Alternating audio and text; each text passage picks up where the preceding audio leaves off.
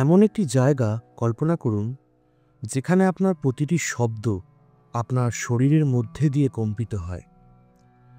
হাজার হাজার বছর আগে পৃথিবীতে খোদাই করে রাখা একটি জায়গা আছে যা আমরা এখনো ব্যাখ্যা করতে পারি না যে কি দিয়ে তা খোদাই করা হয়েছিল।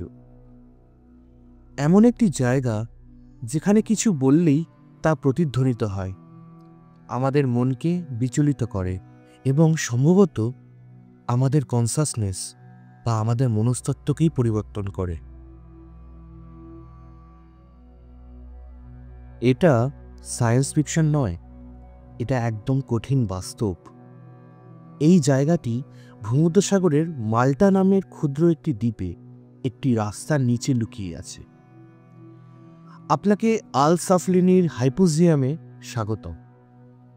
মানব সভ্যতার ইতিহাসের এক অন্যতম রহস্যময় আন্ডারগ্রাউন্ড স্ট্রাকচার। সময়টা ছিল 1902 সাল। মাল্টার শ্রমিকরা নতুন আবাসন তৈরির জন্য মাটিতে ভিত খোদাই করছিল। মাটির পরিবর্তে তাদের কোদালে কিছু ফাঁপা জিনিসে আঘাত করে। সেখানে আরও খোঁড়াখুড়ি করে তারা যা খুঁজে পেল তা কোনো সাধারণ গুহা নয়। সাবধানে নিচে নেমে তারা একটি বিশাল ভূগর্ভস্থ কমপ্লেক্স আবিষ্কার করে, যেখানে ঘর, প্যাসেজ এবং খোদাই করা দেওয়াল যা তারা আগে কখনো দেখেইনি। শীঘ্রই স্থানটির নামকরণ করা হয় আল সাফলিনির হাইপোজিয়াম, যেখানে গ্রিক ভাষায় হাইপোজিয়ামের অর্থ হল ভূগর্ভস্থ। কিন্তু প্রত্নতাত্ত্বিকরা যত গভীরে নেমে অনুসন্ধান করতে থাকেন ততই যেন জায়গাটি অদ্ভুত হয়ে ওঠে। হাইপোজিয়াম আদতে কি? হাইপোজিয়াম একটি মেগালিথিক ভূগর্ভস্থ স্ট্রাকচার যা 5000 বছরেরও বেশি পুরনো বলে মনে করা হয়। তার মানে এটি ইজিপ্টের গিজার পিরামিডের চেয়েও পুরনো। এটি 3টে লেভেলে ছড়ানো আছে। আপার লেভেল, যেখানে জীবনযাপন বা আচার অনুষ্ঠানের জন্য ব্যবহৃত হতো।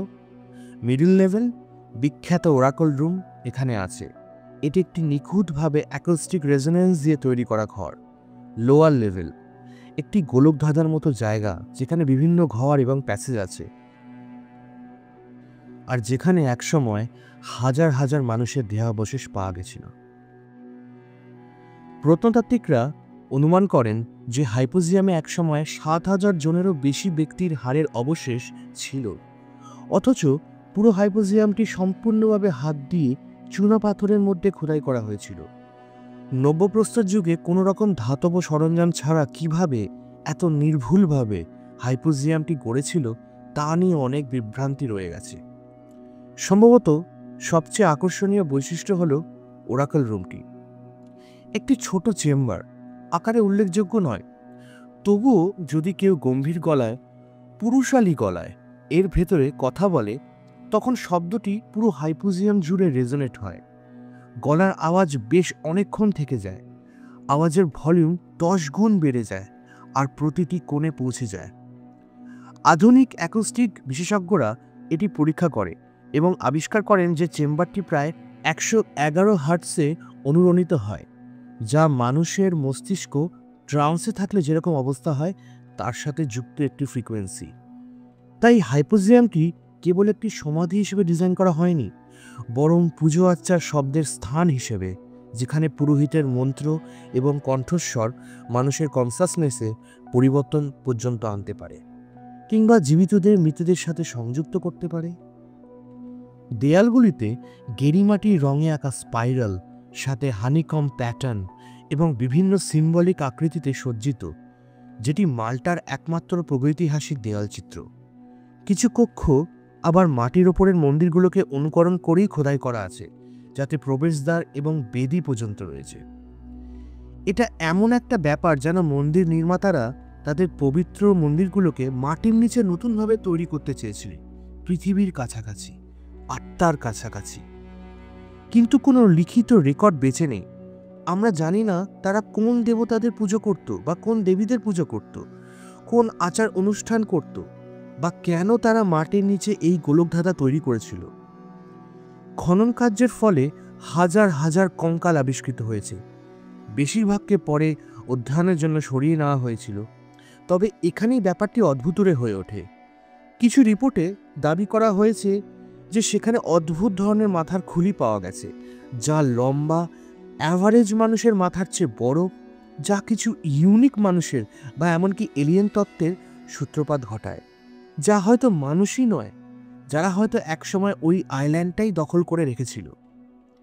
এই মাথার খুলিগুলি পরে সরকারি রেকর্ড থেকে অদৃশ্য হয়ে যায়, যা এই রহস্যকে আরও উস্কে দেয়।